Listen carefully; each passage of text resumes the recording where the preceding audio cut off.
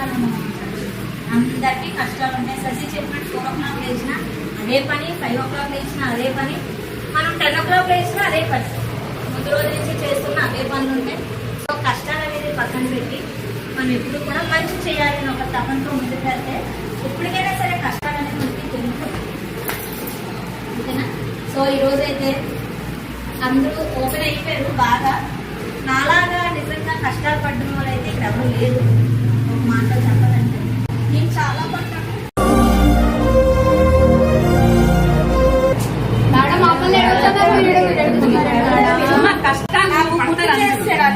ఎందుకంటే ఎన్నో పడ్డాను.